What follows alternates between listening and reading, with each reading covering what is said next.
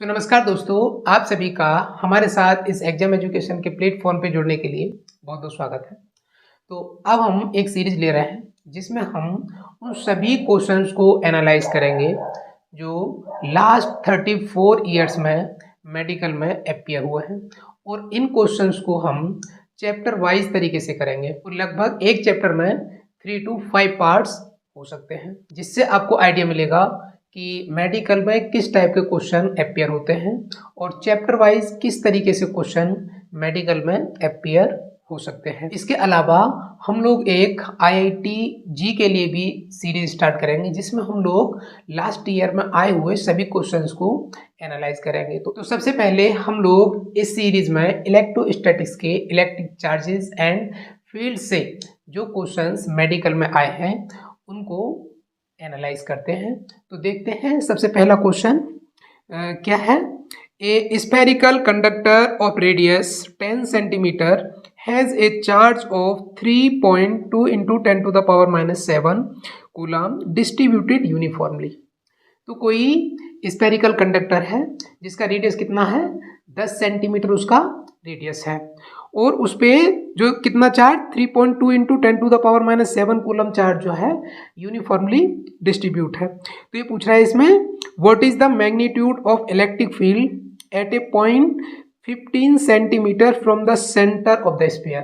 तो क्या बोल रहा है इस क्वेश्चन में, तो कोई स्फेरिकल कंडक्टर है और इस कंडक्टर का रेडियस कितना है, ये 10 सेंटीमीटर दे रखा है।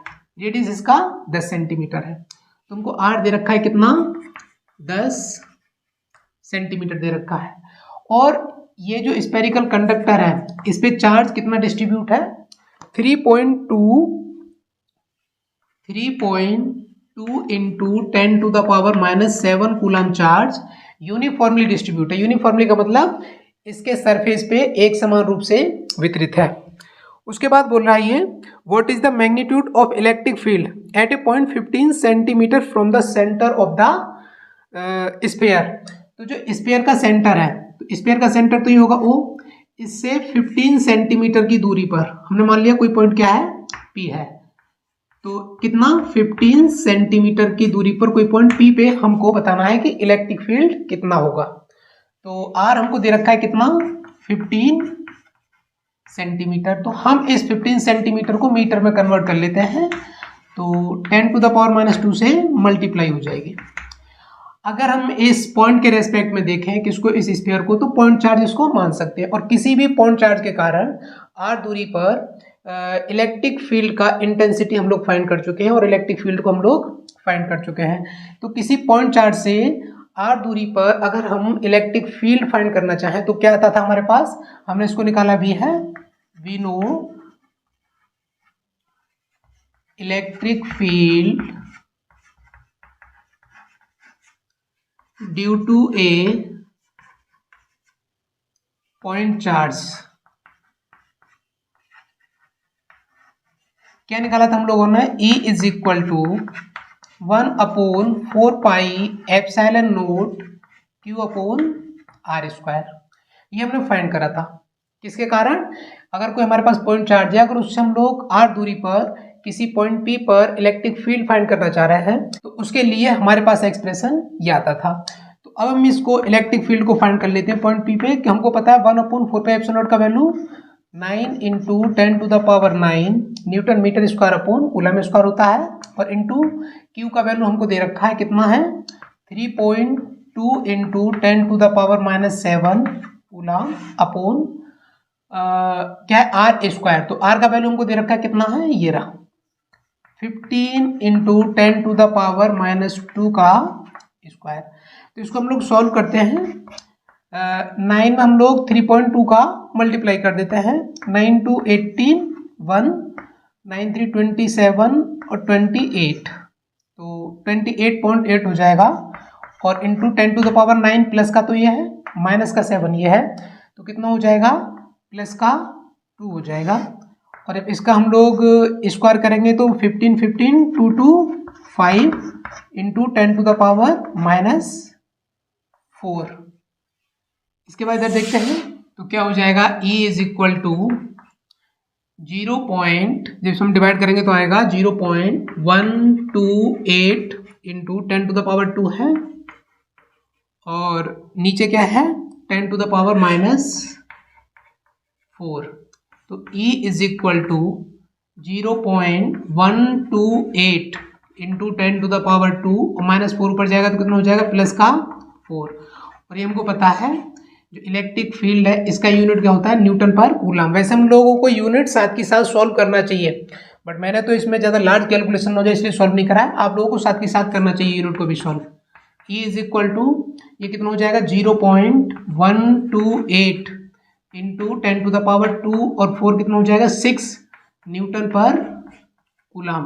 तो E इज इक्वल टू, अब देख लेते हैं इसमें आंसर। तो इसमें आंसर के जितने भी विकल्प दे रखे हैं 1.28 करके आ रहे हैं, तो हमको इस पॉइंट को एक नंबर इधर ले जाना पड़ेगा। तो इसको लिख सकते हैं 1.28 इंटू 10 टू द पावर, फिर एक पावर यहाँ से कम हो जाएगा न्यूटन पर कूलम।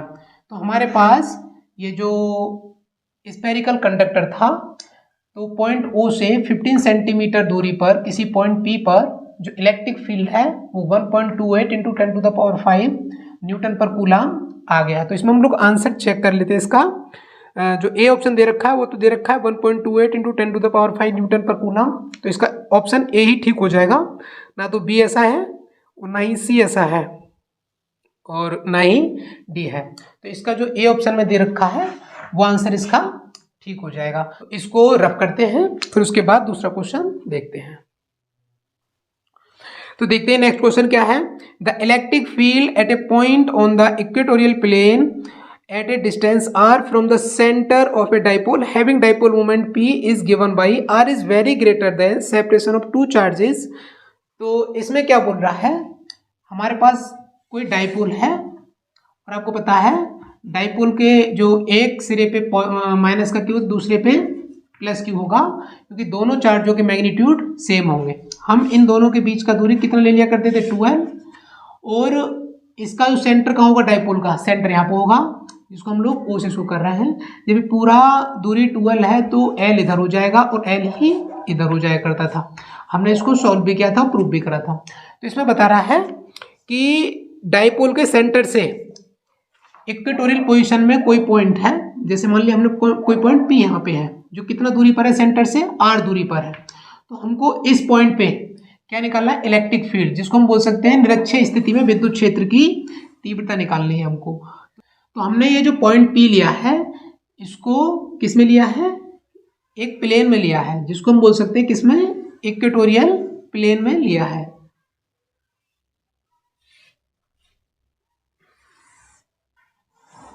इसको हम ऐसे मान सकते हैं। तो ये जो पॉइंट P है किसमें हो गया, ये इक्वेटोरियल प्लेन में हो गया, और हमको ये पॉइंट P जो है इस पे इलेक्ट्रिक फील्ड निकालना है। और हमने इसको बड़े अच्छे से फाइंड करा था, क्या था E is equal to 1/4 pi epsilon naught P upon RQ। Equatorial position में हमने इलेक्ट्रिक फील्ड जो निकाला था डाइपोल का जो सेंटर है उससे R दूरी पर क्या निकाला था, ये आया था। और ये कब आया था, ये जब आया था जब ये इसका पोजीशन भी दे रखा है जब R बहुत बड़ा है किससे, L से। ऐसे इसमें बोल रहा है ये, तो ये तो था हमारा इक्वेटोरियल पोजीशन में। और उसके बाद हमने एक्सियल पोजीशन में भी निकाला था। एक्सियल पोजीशन में हमारे पास जो इलेक्ट्रिक फील्ड आया था इससे डाइपोल से R दूरी पर 1/4 पे epsilon not 2p upon RQ करके आया था, ये आया था। बट इस क्वेश्चन में किस में पूछ रहा है, ये इक्वेटोरियल प्लेन में पूछ रहा है, तो इसका मतलब निरक्षीय स्थिति में पूछ रहा है। तो जो निरक्षीय स्थिति में इलेक्ट्रिक फील्ड आएगा R दूरी पर किसी पॉइंट P पे कितना आएगा 1/4 पे epsilon naught P upon RQ। तो हम इसमें देखते हैं कौन सा ऑप्शन है इसका।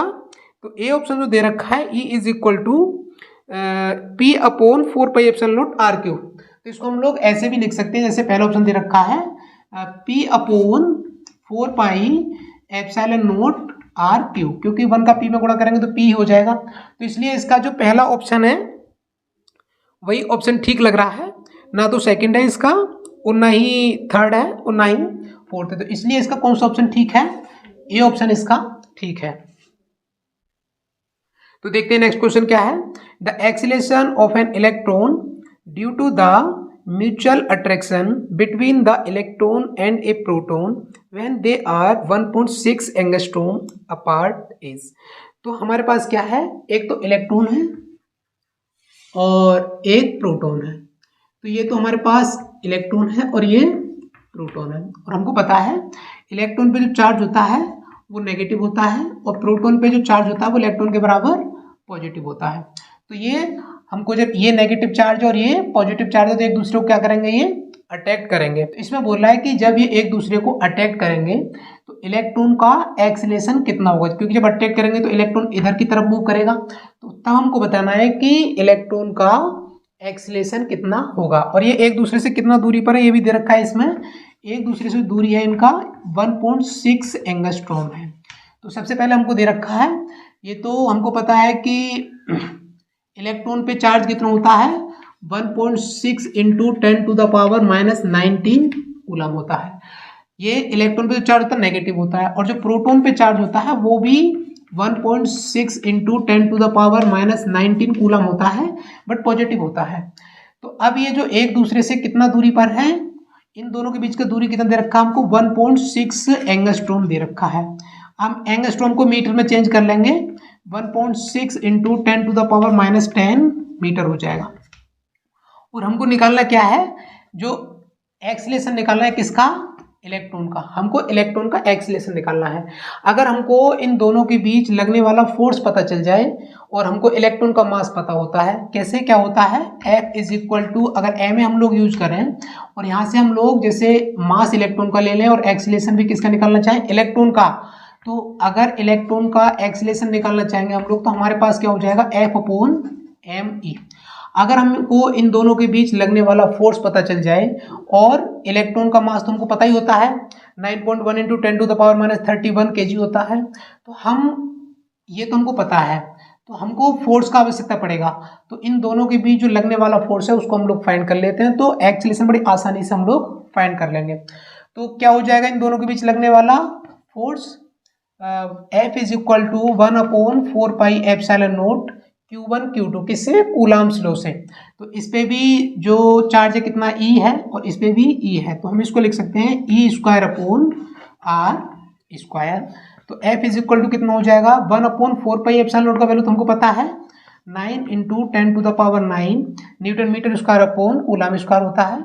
और ऐसे ही अब हमको इसका जो चार्ज है उसका ही वैल्यू रख देते हैं, कितना है 1.6 इंटू 10⁻⁻19 का स्क्वायर अपॉन R। इन दोनों के बीच का दूरी कितना था 1.6 इंटू 10⁻10 का स्क्वायर हो जाएगा। जब हम इसको सॉल्व करेंगे तो हमारे पास आ जाएगा 9 इंटू 10⁻�9 न्यूटन आ जाएगा। जब हमारे पास इन दोनों के बीच जब लगने वाला फोर्स कितना आ गया है 9 इंटू 10⁻9 न्यूटन, तो अब हम एक्सीलरेशन बड़ी आसानी से निकाल लेंगे। तो क्या हो जाएगा इलेक्ट्रॉन का एक्सीलरेशन, F तो हमारे पास आ गया 9 into 10⁻9 9 into 10⁻9 Newton upon mass किसका है, इलेक्ट्रॉन का। इलेक्ट्रॉन का मास हमको पता है 9.1 होता है, तो हम इसको कैलकुलेट सिंपल करने के लिए सीधा 9 ही ले लेते हैं। 9 इंटू 10⁻31 kg होता है। तो AE इज इक्वल टू, अगर हम इसको सॉल्व करें तो 9 से तो 9 कैंसिल आउट हो जाएगा, ऊपर कितना है 10⁻⁻9 और इंटू 10⁻+31, और जब इसको हम लोग सॉल्व करेंगे तो कितना आ जाएगा, प्लस का 31 है माइनस का 9 है, तो कितना हो जाएगा 10⁻22, तो न्यूटन पर केजी है। और अगर आप इसका यूनिट देखना चाहें तो ऐसे भी कर सकते हैं, इससे न्यूटन क्या होता है किलोग्राम मीटर पर सेकंड स्क्वायर और अपॉन किलोग्राम। तो किलोग्राम से किलोग्राम कैंसिल आउट हो जाएगा, तो इसका यूनिट क्या बचेगा मीटर पर सेकंड स्क्वायर ही बचेगा। ये इसलिए निकाल दिया जिससे आप लोग कंफ्यूज ना हो। तो हमारे पास जो एक्सीलरेशन कितना आ गया है 10⁻22 मीटर पर सेकंड स्क्वायर। तो ये जो इलेक्ट्रॉन और प्रोटॉन है और जो एक दूसरे से कितना दूरी पर है 1.6 एंगस्ट्रॉम की दूरी पर है, तो इनके बीच जब अट्रैक्शन फोर्स लगेगा तो इलेक्ट्रॉन जो इधर मूव करेगा उसका जो एक्सीलरेशन होगा कितना होगा 10⁻22 मीटर पर सेकंड स्क्वायर। तो देखो इसमें आंसर कौन सा हो सकता है इसका, पहले में ए ऑप्शन में दे रखा है 10⁻24, तो ये तो है नहीं। बी में दे रखा है 10⁻23, ये भी नहीं है। तो सी में 10⁻22 दे रखा है, पर डी वाला है नहीं, तो इसलिए इसका ऑप्शन कौन सा हो गया है, सी ऑप्शन इसका ठीक हो गया है। तो देखें आप लोग नेक्स्ट क्वेश्चन क्या है। 2 point charges A and B having charges plus Q and minus Q respectively are placed at certain distance apart and force acting between them is F. If 25% charge of A is transferred to B, then force between the charges becomes. तो इसमें क्या बोल रहा है, कोई 2 point charge हैं, ये तो मान लिया हमने पॉइंट A है और ये पॉइंट B है। तो जो पॉइंट A पे चार्ज है वो कितना है, प्लस Q, और पॉइंट B पे माइनस Q है। तो इनके बीच कौन सा फोर्स लगेगा, अट्रैक्शन फोर्स लगेगा। तो उसके बाद बता रहा है ये are placed at a certain distance apart and, हमने मान लिया कि एक दूसरे से कितना दूरी पर है, r दूरी पर रखे हुए हैं, और इनके बीच जो लगने वाला फोर्स क्या है, वो इसमें F दे दिया है। तो हमको जो इनिशियल फोर्स दे दिया है, क्या दे दिया है, इनिशियल फोर्स क्या है यहाँ पे, F। तो ये हमको अच्छे से पता है कि जब 2 पॉइंट चार्ज होते हैं उनके बीच जो लगने वाला फोर्स होता है, कूलम्ब्स लॉ से ये इनिशियल फोर्स क्या हो जाएगा, F is equal to 1/4 pi epsilon naught Q into Q, तो इसको लिख सकते हैं Q square upon R square हो जाएगा। तो ये हमारे पास क्या है, इनिशियल फोर्स है। उसके बाद बोल रहा है कि यदि 25% charge of A is transferred to B, then force between the charge becomes. तो इसमें बोल रहा है कि यदि जो A पॉइंट है जहाँ पे प्लस Q चार्ज है, अगर यहाँ से 25% चार्ज B की तरफ ट्रांसफर कर दिया जाए, तो फिर उसके बाद जो पोजीशन पैदा होगा उस पोजीशन में बताइए कि जो फोर्स निकलेगा वो इनिशियल फोर्स का कितना गुना होगा। तो Q का हम लोग 25% देख लेते हैं, Q इंटू 25/100 कितने बार कैंसिल आउट ऑफ, 4 टाइम, तो Q इंटू 1/4, तो इसका मतलब क्या है, Q/4। तो इसका मतलब Q का 25% कितना है, Q/4। तो जो Q/4 चार्ज है वो इधर ट्रांसफर होगा, कितना, Q/4। जब यहाँ से Q से Q/4 चार्ज इधर ट्रांसफर हो जाएगा तो यहाँ पे कितना बचेगा, तो इसका मतलब Q में से, किसमें से, Q में से Q/4 निकाल देंगे हम लोग। जब इसको सॉल्व करेंगे 4Q माइनस Q अपॉन 4, तो कितना बचेगा, ये 3Q/4। तो हमारे पास जो अब यहाँ से अगर 25% चार्ज B पॉइंट पे चला जाता है तो यहाँ पे हमारे पास बचा 3Q/4। तो अब यहाँ पे कितना आ जाएगा, इसका मतलब यहाँ पे Q/4 ऐड हो गया है, किसके पास, पहले से ऑलरेडी माइनस Q है, यहाँ पे क्या था, माइनस Q था, और यहाँ पे Q/4 चार्ज और आ गया है। जब Q/4 आ गया है, जब इसको हम लोग सॉल्व करेंगे तो कितना हो जाएगा, माइनस का 4Q प्लस का क्यूब अपॉन 4, तो कितना हो जाएगा, माइनस का 3Q/4। तो यहाँ पे चार्ज कितना हो गया, माइनस का 3Q/4। तो इनिशियल पोजीशन में तो हमारे पास जब Q प्लस Q और माइनस Q था तो फोर्स ये था, और अब जो क्वेश्चन में बोल रहा है उसके अकॉर्डिंग जो फोर्स लगेगा माइनस 3Q/4 और 3Q/4 के बीच क्या लगेगा, तो हम इसको मान लेते हैं F डैश सेकेंड पोजिशन में।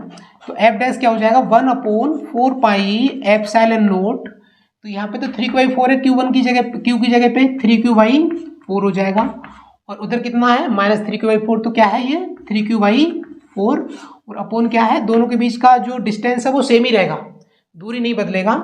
तो F dash is equal to कितना हो जाएगा, 1/4 पाई एप्सिलॉन नॉट। जिसको हम सॉल्व करेंगे तो जब 3 में 3 का मल्टीप्लाई होगा तो कितना, 9/4 इंटू 4 16, और ये कितना हो जाएगा, Q square upon R square. तो इसको हम ऐसे भी लिख सकते हैं, F dash is equal to 9/16 को आगे ले लिया हम लोगों ने, तो 1/4 pi epsilon naught Q square upon R square. तो हम यहाँ से क्या देख रहे हैं, F dash is equal to 9/16। अब ये जो वैल्यू है 1/4 pi epsilon naught Q square upon R square, ये इनिशियल फोर्स का वैल्यू है, इनिशियल फोर्स का। तो यहाँ से फाइनली हमारे पास क्या आ गया है कि जो अगर 25% चार्ज पॉइंट A से पॉइंट B पे ट्रांसफर हो जाए तो जो फाइनल फोर्स आएगा हमारे पास वो इनिशियल फोर्स का कितना टाइम आएगा, 9/16। और इस क्वेश्चन को हम लोग शॉर्ट वे में ऐसे भी देख सकते थे, जब चार्ज यहाँ पे प्लस Q है और माइनस Q है तो तब इनके बीच जो लगने वाला फोर्स क्या है, F है। तो यहाँ से 25% चार्ज उधर ट्रांसफर हो रहा है, तो यहाँ पे कितना हो रहा है 3q/4, यानी कि चार्ज कम हो रहा है। यहाँ पे पहले q था, अभी 3q/4 है, तो ये q से कम है, चार्ज कम हो रहा है यहाँ पे। और यहाँ पे कितना पहले था -q था, और जब इधर 25% आया तो यहाँ पे -3q/4 हो गया, यहाँ पे भी चार्ज कम हो रहा है। तो इसका मतलब यहाँ पे भी चार्ज कम हो रहा है और यहाँ पे भी चार्ज कम हो रहा है। जब दोनों पॉइंट पे चार्ज कम हो रहा है तो इसका मतलब इनके बीच जो लगने वाला फोर्स आएगा वो कम ही आएगा। तो हम इसको ऐसे भी देख सकते थे, इसका जो वैल्यू आता वो 1F से कम ही आता। तो इसका जो पहला ऑप्शन दे रखा है 9F/16F, यही वैल्यू जो है वो कम आ रही है F से। बाकी आप बी ऑप्शन में देखेंगे तो वो F से अधिक आ रही है। ऐसे ही सी ऑप्शन में भी F से अधिक है, और डी में ऑलरेडी F है, क्योंकि F इसलिए नहीं होगा क्योंकि पॉइंट चार्ज कम हो रहा है। तो हम इसको शॉर्ट वे में डायरेक्टली देख के, ये जो पॉइंट चार्ज हमने जब निकाले थे इनको देख के भी ये आइडिया लगा सकते थे कि अगर चार्ज कम हो रहा है तो इनके बीच जो लगने वाला फोर्स होगा वो F से कम आएगा, जो कि ए ऑप्शन में दे रखा है। तो इसलिए इसका ऑप्शन कौन सा ठीक हो जाएगा, ए ऑप्शन ठीक हो जाएगा। तो देखते हैं नेक्स्ट क्वेश्चन क्या है। Suppose the charge of a proton and an electron differ slightly. One of them is -e and the other is e plus delta E. If the net of electrostatic force and gravitational force between two hydrogen atoms placed at a distance d, इसमें दे रखा है much greater than atomic size, apart is 0, then delta E is of the order. तो delta E का order क्या होगा। तो इसमें क्या है, ये आपको पता है कि कोई हाइड्रोजन एटम है, तो हाइड्रोजन एटम में ये तो हमको पता है कि उसका जो ऑर्बिट होता है उसमें इलेक्ट्रॉन मूव करता रहता है। उसके अंदर कहाँ पे, न्यूक्लियस में क्या होता है, एक प्रोटॉन होता है। क्या, प्रोटॉन। तो इलेक्ट्रॉन पे जो चार्ज होता है वो तो हमको पता है -e के बराबर होता है, और प्रोटॉन पे जो चार्ज होता है वो +e के बराबर होता है। तो इस क्वेश्चन में थोड़ा सा चालाकी से काम किया गया है। तो इलेक्ट्रॉन पे तो आपको पता है नेगेटिव E के बराबर आवेश होता है, तो इसमें बताया गया कि प्रोटॉन पे जो आवेश है वो E + डेल्टा E है, यानी कि पॉजिटिव E से थोड़ा ज़्यादा है। तो ये जो टोटल हाइड्रोजन एटम है इस पर नेट चार्ज कितना हो जाएगा, नेट चार्ज कितना हो जाएगा -e, और प्रोटॉन पे कितना था E + डेल्टा E। तो -e से +e कैंसिल आउट हुआ, तो कितना हो गया डेल्टा E। तो अब ये जो हाइड्रोजन एटम है इस पे नेट चार्ज कितना आ रहा है, डेल्टा E आ रहा है। और अभी तक जो आप लोग देखते थे जब इसको सॉल्व करते थे, एटम को न्यूट्रल कैसे कर दिया करते थे हम लोग, क्योंकि एक इलेक्ट्रॉन है उस पर नेगेटिव चार्ज है और उतना ही प्रोटॉन पे पॉजिटिव चार्ज है, तो इसलिए हम इसको न्यूट्रल ले करते थे। बट यहाँ पे वैसा नहीं है, इसलिए प्रोटॉन पे क्या बोल दिया है, E + डेल्टा E चार्ज है। तो अब ये जो हाइड्रोजन एटम है इसके पास कितना चार्ज हो गया है, डेल्टा E। तो अब इसमें एक क्वेश्चन में बोल रहा है ऐसे ही दो हाइड्रोजन एटम है, एक तो ये रहा और दूसरा ये, जैसे हमने मान लिया, और ये दोनों जो है एक दूसरे से कितना दूरी पर है, d दूरी पर है। कितना दूरी पर, d दूरी पर है। एक हाइड्रोजन एटम तो ये हो गया और दूसरा ये हो गया। अब इस हाइड्रोजन एटम के पास भी चार्ज डेल्टा E हो गया और इसके पास भी चार्ज कितना हो गया, डेल्टा E। और अब हमको देखना है कि इनके बीच electrostatic force and gravitational force क्या है, फिर उसके बाद इसके अकॉर्डिंग हम प्रॉपर्टी लगा देंगे।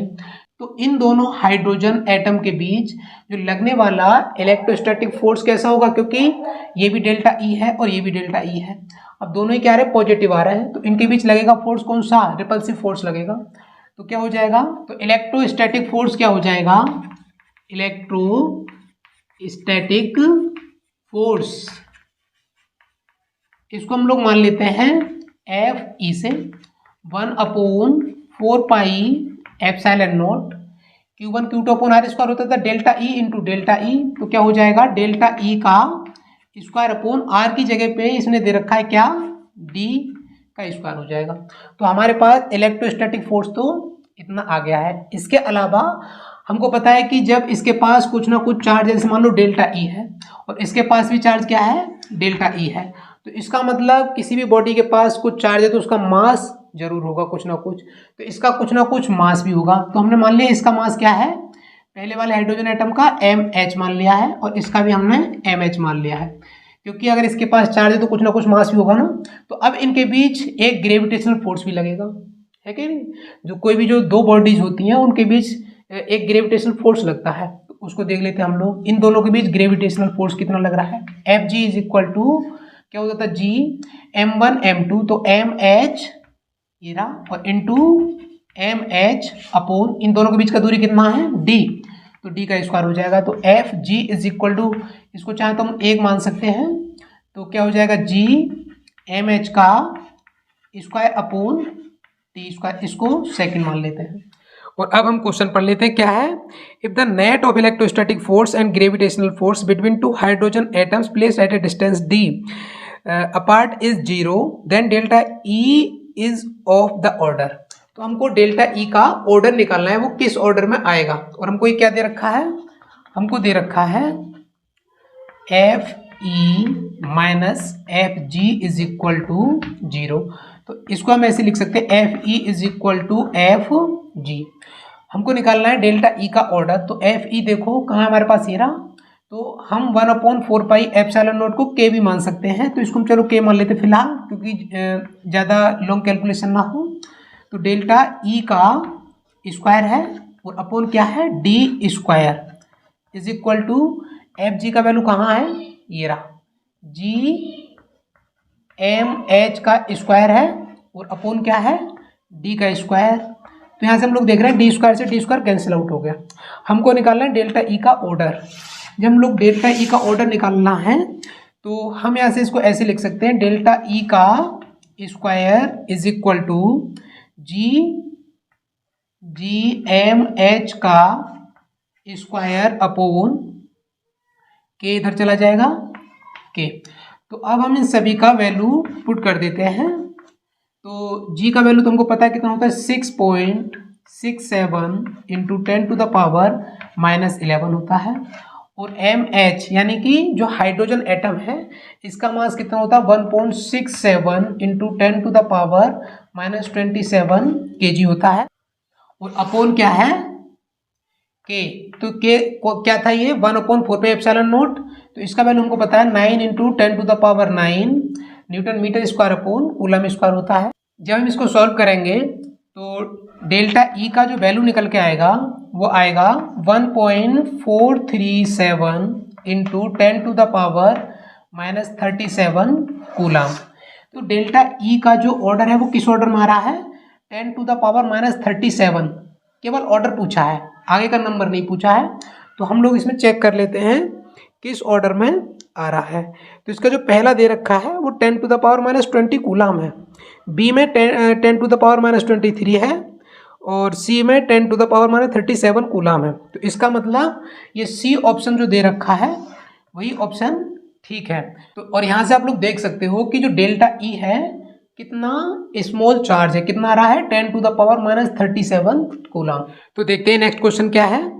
Two positive ions each carrying a charge q are separated by a distance t. If F is the force of repulsion between the ions, the number of electrons missing from each ion will be. तो E being the charge on an electron, तो इसमें बोल रहा है हमारे पास कोई 2 positive ions है, कितने, 2। पहला तो ये मान लो, दूसरा ये मान लो, इस पे भी पॉजिटिव चार्ज है और इस पे भी पॉजिटिव चार्ज है। तो और ये एक दूसरे से कितना दूरी पर है, इसमें separated by A distance D. तो इसमें दे रखा है एक दूसरे से कितना दूरी पर है, ये डी दूरी पर है। कौन है, दोनों आयन। तो इसमें बाद में बोल रहा है if F is the force of repulsion between the ions, the number of electrons missing from each ion will be E being the charge on an electron. तो इस पे हम लोग मान लेते हैं, इस पे क्या है, पॉजिटिव क्यू है और इस पे भी पॉजिटिव क्यू है। अब इस पे भी पॉजिटिव है और इस पे भी पॉजिटिव है, तो इसका मतलब ये है ये इसके बीच जो लगने वाला फोर्स क्या होगा, रिपल्सिव फोर्स होगा। और हमसे पूछा है कि हमको बताना है कि जो ये जो आयन है इनसे मिसिंग होने वाले इलेक्ट्रॉनों की संख्या कितनी है। तो ये आपको अच्छे से पता है कि जब कोई आयन पॉजिटिव हुआ है तो इसका मतलब ये है कि उससे कुछ इलेक्ट्रॉन निकल गए होंगे, है कि नहीं, इलेक्ट्रॉन निकले तभी तो पॉजिटिव चार्ज आता है। अगर कोई बॉडी इलेक्ट्रॉन जब ले लेती है तो उस पर तो नेगेटिव चार्ज आता है, तो इसका मतलब इस पे पॉजिटिव चार्ज है इस आयन पे, तो इसका मतलब यहाँ से कुछ इलेक्ट्रॉन निकले हैं, तो हमको वही इलेक्ट्रॉनों का नंबर बताना है, कितने इलेक्ट्रॉन निकले हैं। तो सबसे पहले हम लोग देख लेते हैं इसके बीच जो लगने वाला फोर्स होगा वो क्या होगा, वह F is equal to 1/4 pi epsilon naught. ये क्या है Q और ये भी Q है, तो Q स्क्वायर हो जाएगा और अपॉन इन दोनों के बीच का दूरी क्या है D का स्क्वायर हो जाएगा। और ये हमको पता है 1/4 पाई एप्सिलॉन नॉट Q क्या है, ये किसी भी आयन पे चार्ज है और आयन कैसा है, पॉजिटिव चार्ज है। तो क्वांटाइजेशन ऑफ चार्ज से यहाँ से जो निकलने वाले इलेक्ट्रॉन होंगे क्या होंगे, किसके माध्यम से, Q इज इक्वल टू क्या होता है Ne, हमको पता है किससे, क्वांटाइजेशन ऑफ चार्ज से, जहाँ N क्या है नंबर ऑफ इलेक्ट्रॉन्स, E क्या है किसी एक इलेक्ट्रॉन पे चार्ज है। तो F कितना हो जाएगा 1/4 pi epsilon not N square E square upon D square. तो हमको निकालना है N क्या, नंबर ऑफ इलेक्ट्रॉन्स, यानी कि कितने नंबर ऑफ इलेक्ट्रॉन मिसिंग हुआ है। तो F इंटू इसका मल्टीप्लाई इधर हो जाएगा 4 पाई एप्सिलॉन नॉट और into D square upon E square हो जाएगा is equal to N square. अगर हम लोग यहाँ से स्क्वायर को हटाएं तो ये सारी चीज़ें अंडर रूट में आ जाएगी, क्या आ जाएगा अंडर रूट में, 4 pi epsilon naught FD square upon E square is equal to N। तो हमारे पास N, तो हमारे पास क्या आ गए हैं, नंबर्स ऑफ इलेक्ट्रॉन आ गए हैं, कौन से, जो आयनों से मिस हुए हैं। तो इसमें चेक कर लेते हैं कौन सा आंसर है, कितना आ रहा है 4 pi epsilon naught FD square, 4 pi epsilon naught FD square upon E square. तो इसमें जो C ऑप्शन है वो ठीक लग रहा है, तो इसका मतलब जो C ऑप्शन है वो ठीक हो जाएगा। तो यहाँ से फिर से समझ सकते हो आप लोग, ये आयन भी पॉजिटिव है और ये आयन भी पॉजिटिव है। अगर कोई आयन पॉजिटिव है तो इसका मतलब उसके अंदर से इलेक्ट्रॉन निकलेंगे, तो हमको वही जो मिसिंग इलेक्ट्रॉन है वो निकालने हैं। तो वही जो मिसिंग इलेक्ट्रॉन है वो इस फॉर्म से हम देख सकते हैं, इतने इलेक्ट्रॉन मिसिंग है, समझ गए आप लोग। तो इसलिए सी ऑप्शन इसका ठीक हो जाएगा। तो देखते हैं क्या दे रखा है next question, a charge Q is placed at the centre of the line joining two exactly equal positive charges Q। The system of 3 charges will be in equilibrium if Q is equal to। तो एक charge है Q जो कहां पर है, ये plus Q है और ये भी क्या है प्लस Q। तो एक चार्ज Q है जो इन दोनों चार्जों को मिलाने वाले लाइन के कहां पे है, सेंटर पे है। इसमें दे रखा है a charge Q is placed at the centre of the line joining two exactly equal positive charge. तो ये तो प्लस Q और plus Q equal positive charge है, इसके सेंटर पे एक चार्ज क्या है, Q है। The system of 3 charges will be in equilibrium if Q is equal to.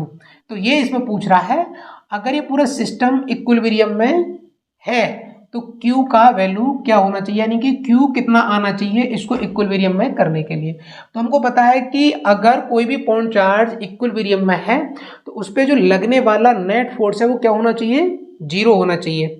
किसी भी पॉइंट चार्ज पे लगने वाला नेट फोर्स 0 है तो हम बोल सकते हैं कि वो इक्विलिब्रियम में है। तो ये जो Q रखा हुआ है दोनों चार्ज के सेंटर पे रखा हुआ है, तो इसका मतलब इक्विलिब्रियम में होना चाहिए, तो इस पे नेट फोर्स क्या होना चाहिए, 0। तो ऐसे ही इस पे भी नेट फोर्स क्या होना चाहिए, 0, और इस पे भी नेट फोर्स क्या होना चाहिए, 0। तो हम इसको तो पॉइंट A मान लेते हैं और इसको पॉइंट B मान लेते हैं। तो किसी एक पॉइंट या B पॉइंट पे हम लोग देख लेते हैं इक्विलिब्रियम की पोजीशन को लगा के। तो हम सबसे पहले पॉइंट A पर ही देख लेते हैं, एट पॉइंट A।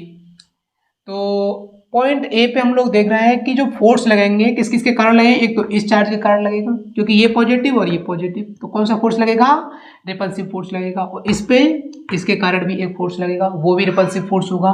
तो और दोनों का जो एडिशन है वो 0 होना चाहिए, क्योंकि अगर कोई चार्ज इक्विलिब्रियम में है तो उस पर जो लगने वाले नेट फोर्स है क्या होना चाहिए, वो 0 होने चाहिए। तो ए पे देख लेते हैं क्या होगा, पहला वाला फोर्स देख लेते हैं, 1/4 पाई एप्सिलॉन नोट, ये तो क्यू है और ये स्मॉल क्यू है, तो हम इन दोनों के बीच का दूरी भी ले लेते हैं कुछ ना कुछ, मान लेते हैं पूरा ये जो डिस्टेंस इन दोनों के बीच का आर है, और जब ये टोटल डिस्टेंस आर है तो आर बाई टू इधर हो जाएगी स्मॉल क्यू तक और आर बाई टू ही इधर हो जाएगी। तो हम देख रहे हैं कहाँ से स्मॉल क्यू के द्वारा कितना रिपल्सिव फोर्स लग रहा है, तो ये इसमें इधर आ जाएगा आर बाई टू का स्क्वायर प्लस सेकेंड फोर्स किसके द्वारा लगेगा, इसके द्वारा, तो क्या हो जाएगा 1/4 पाई एप्सिलॉन नोट क्यू और इंटू क्यू अपॉन क्या है आर स्क्वायर, और इक्वल किसको होना चाहिए 0 के, क्यों, क्योंकि ये इक्विलिब्रियम में है। तो क्या लिख सकते हैं इसको 1/4 pi epsilon naught Q into Q upon R square by 4 हो जाएगा, और अगर इसको हम लोग साइड चेंज करें तो इज इक्वल ये माइनस में चला जाएगा, माइनस का 1/4 pi epsilon naught Q square upon R square हो जाएगा। तो 1/4 पाई एप्सिलॉन नोट से 1/4 pi epsilon naught cancel out हो जाएगा, और यहाँ पे देख रहे हैं हम लोग ये कैपिटल क्यू है, इसमें से एक क्यू कैंसिल आउट हो जाएगा, उसके अलावा ये भी कैंसिल आउट हो जाएगा हमारे पास। तो यहाँ पे हमारे पास क्या बच रहा है, केवल क्यू और इसके अपॉन 4 है तो ये 4Q हो जाएगा इज इक्वल टू, अब यहाँ पे क्या बचा है, केवल Q बचा है, क्योंकि इस वाले आर स्क्वायर से वाला आर स्क्वायर तो कट गया था। तो अगर हमको इस Q का वैल्यू देखना है, ये माइनस का है, तो Q इज इक्वल टू कितना हो गया है, माइनस के Q/4। इसका मतलब ये है कि अगर ये पूरा जो सिस्टम है कितने चार्ज का, 3 पॉइंट चार्ज का, एक तो Q ये रहा, एक ये है और एक ये है, तो पूरा एक सिस्टम बन जाएगा। ये जो सिस्टम अगर इक्विलिब्रियम में करना है तो ये वाला जो Q है, स्मॉल Q है, इसका वैल्यू कितना होना पड़ेगा, माइनस का Q/4 होना पड़ेगा। अगर इसका वैल्यू माइनस का Q/4 हो जाएगा तो ये जो पूरा सिस्टम है किस में हो जाएगा, इक्विलिब्रियम पोजीशन में हो जाएगा, जैसा कि इसमें पूछ रहा था। तो हम इसमें देख लेते हैं इसका कौन सा ऑप्शन ठीक होगा। इसमें जो ए ऑप्शन दे रखा है -Q/4 दे रखा है, बी क्यू दे रखा है, सी -Q और डी Q/2 दे रखा है, तो इसका मतलब बी सी डी में से तो कोई होगा नहीं, तो इसका ए ऑप्शन ठीक हो जाएगा। इसका मतलब ये है सिस्टम तब इक्विलिब्रियम में होगा जब Q का वैल्यू कितना हो जाए, -Q/4। देखते हैं नेक्स्ट क्वेश्चन क्या दे रखा है। An electron is moving round the nucleus of A hydrogen atom in a circular orbit of radius r, the coulomb force F between the two is. तो हमसे क्या बोला है, कोई इलेक्ट्रॉन है, क्या है, इलेक्ट्रॉन है, और ये क्या है, एक हाइड्रोजन एटम बना दिया है। तो इलेक्ट्रॉन हाइड्रोजन एटम के ऑर्बिट में मूव कर रहा है, और ये क्या है, न्यूक्लियस। तो इसमें हमसे पूछा गया है an electron is moving round the nucleus of A hydrogen atom in a circular orbit of radius r। तो इसका रेडियस क्या है, r इसका रेडियस है। तो इलेक्ट्रॉन ऐसे मूव कर रहा है, तो हमको पता है जो न्यूक्लियस में क्या होता है, प्रोटॉन, तो इस पे क्या चार्ज है, E, और इस पे भी E है, इस पे पॉजिटिव होगा और इस पे नेगेटिव होगा। तो ये जो इलेक्ट्रॉन इधर जो मूव कर रहा है कहाँ पे, सर्कुलर ऑर्बिट में, तो इस पे इधर एक फोर्स लगेगा, तो इन दोनों के बीच जो लगने वाला फोर्स है F, तो इधर लगेगा F का डायरेक्शन, और जो पोजीशन वेक्टर है उसको हम लोग ऐसे लेंगे। तो इन दोनों के बीच जो लगने वाला फोर्स क्या होता है, F is equal to 1/4 pi epsilon naught Q1 Q2 upon R square. तो F इज इक्वल टू कितना हो जाएगा, 1/4 pi epsilon naught Q1 Q2, तो Q1 भी क्या दे रखा है, E, और into E upon R square. तो F इज इक्वल टू, हम देख रहे हैं कि फोर्स इधर लग रहा है, और पोजीशन वेक्टर कैसे, ऐसे, तो इनको इसको ऐसे भी लिख सकते हैं, -1/4 pi epsilon note E square upon R square. उसके बाद इसमें जो आंसर दे रखे हैं वो वेक्टर फॉर्म में दे रखे हैं, तो हम इसको वेक्टर फॉर्म में ऐसे लिख सकते हैं। तो r कैप का मतलब क्या है, -1/4 pi epsilon note E square upon R square.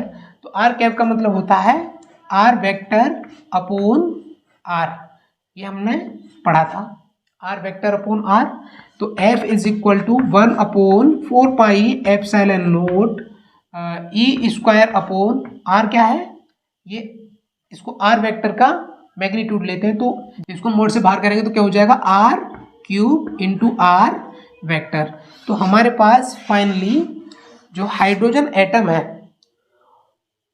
जो इलेक्ट्रॉन उसकी ऑर्बिट में जो चक्कर लगा रहा है, तो उसके और न्यूक्लियस के बीच जो लगने वाला फोर्स है वो वेक्टर फॉर्म में इस तरीके से आ जाएगा, F is equal to -1 upon 4 pi epsilon naught E square upon are cube. तो ये इसमें कुछ ऑप्शन जो दे रखे हैं वो के करके दे रखे हैं, तो इसको हम लोग माइनस के भी मान सकते हैं, 1/4 पाई एप्सिलॉन, क्योंकि कॉन्स्टेंट है।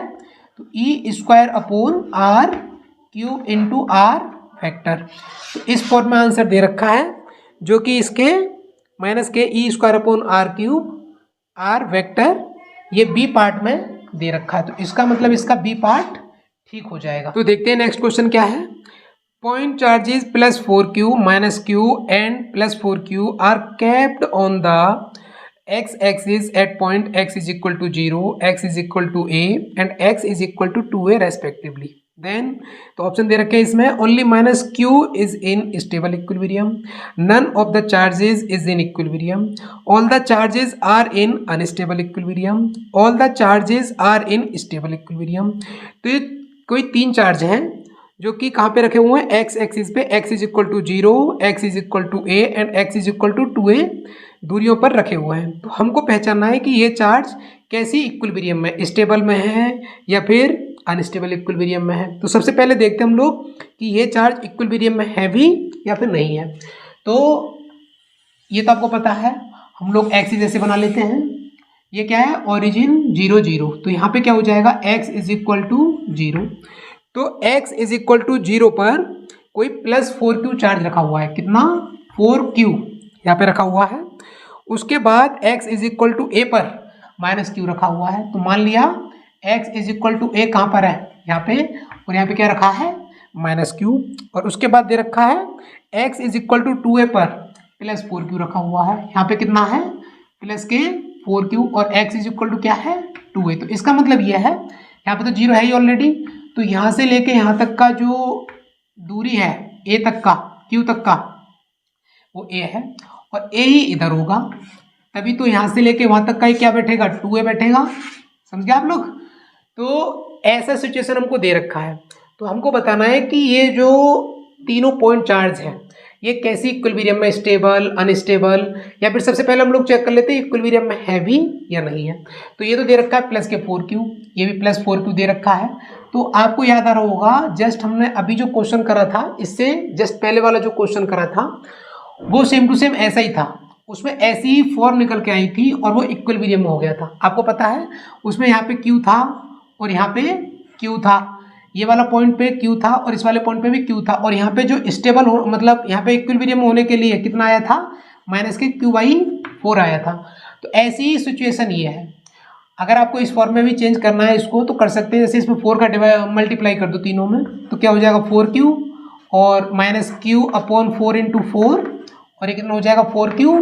तो इसको कैंसिल आउट कर देंगे तो कितना हो जाएगा, 4q -q और इंटू 4q। आप देख रहे हैं ये वाली पोजीशन यहाँ पे मिली कि नहीं मिली, 4q और -q।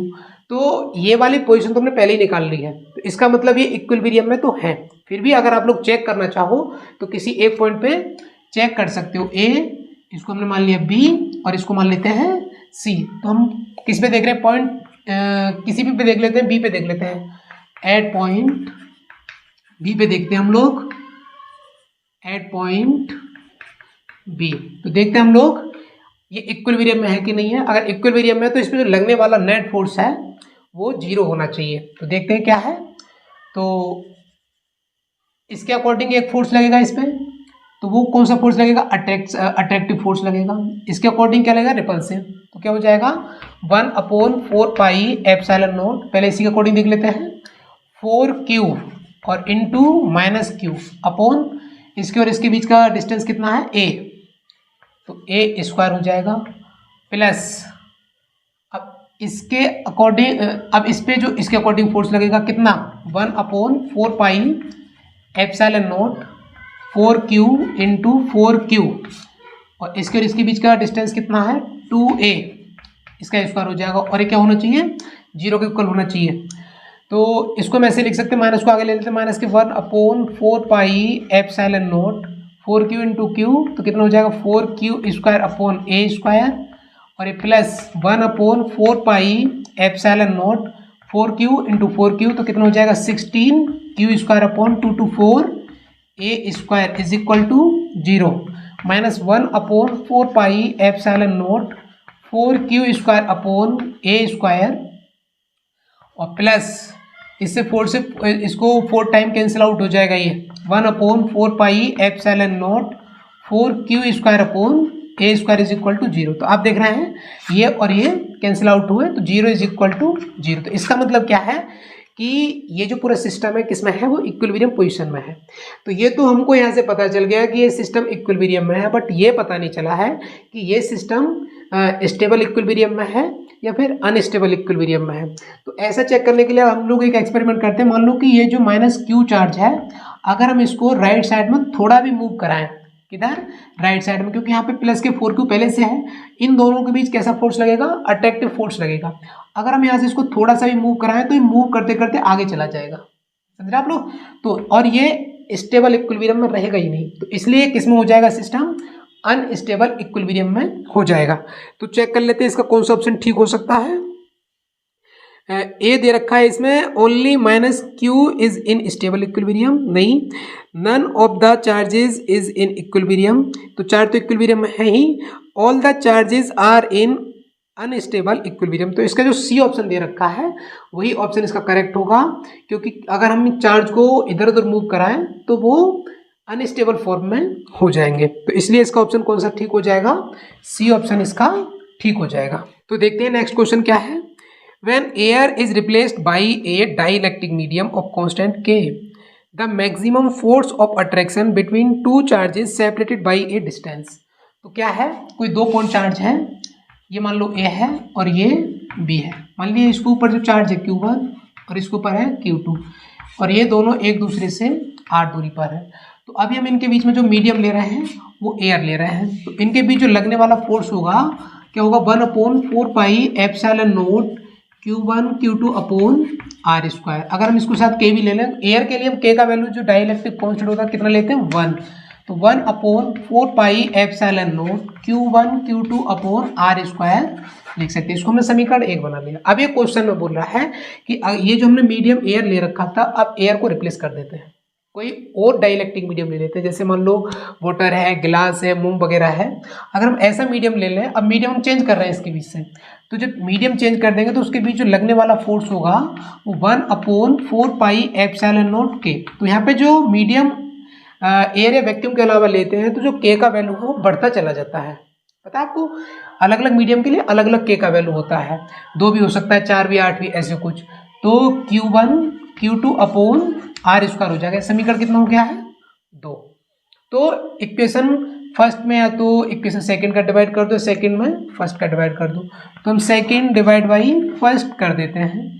तो क्या हो जाएगा f' अपॉन f, और हमारे पास रिलेशन आ जाएगा क्या है ये 1/4πε0 K into Q1 Q2 upon r² upon 1/4πε0 into Q1 Q2 upon r²।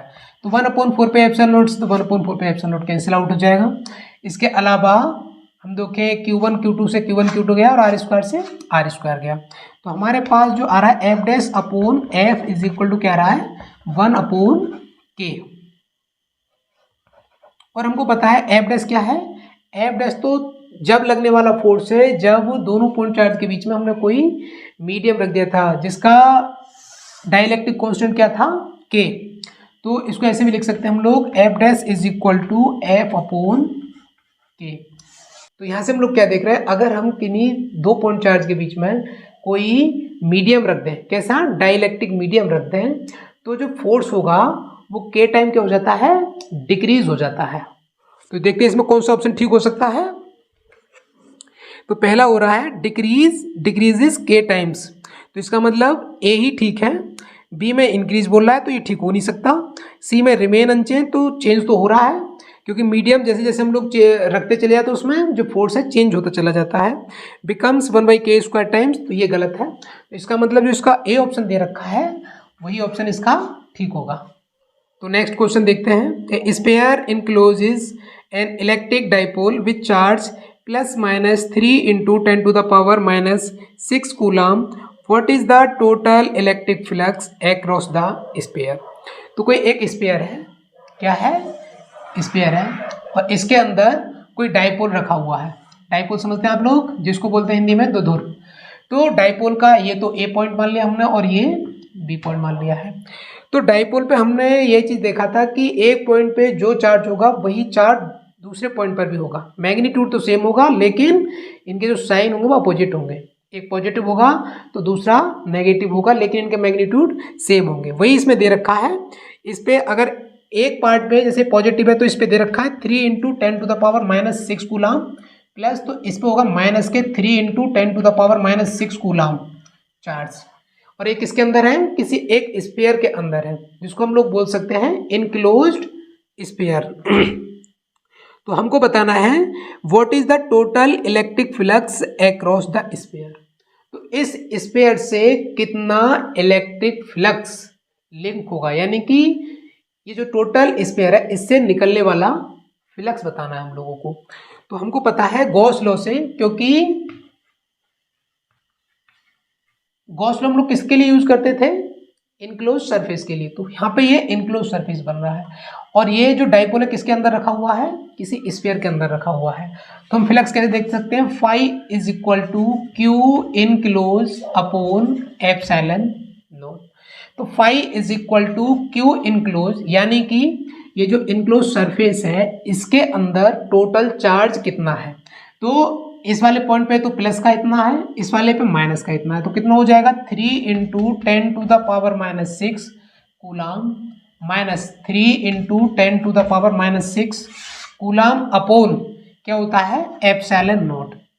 तो फाई इज इक्वल टू, आप देख रहे हैं तो प्लस का और ये माइनस का तो कैंसिल आउट हो गया, क्या हो गया 0 अपॉन एप्सिलॉन नॉट। तो फाई इज इक्वल टू कितना हो गया 0 Nm² पर कूलम। तो इसका मतलब ये पूरा स्फीयर जो है इससे जो लिंक फ्लक्स है वो कितना है 0।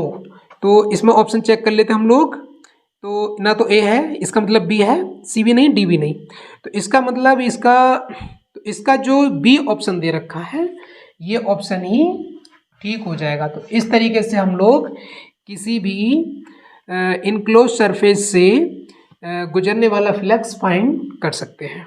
तो इस पार्ट में हम लोग इतने ही क्वेश्चन करते हैं और इससे आगे के क्वेश्चन हम लोग नेक्स्ट पार्ट्स में देखेंगे। Thank you.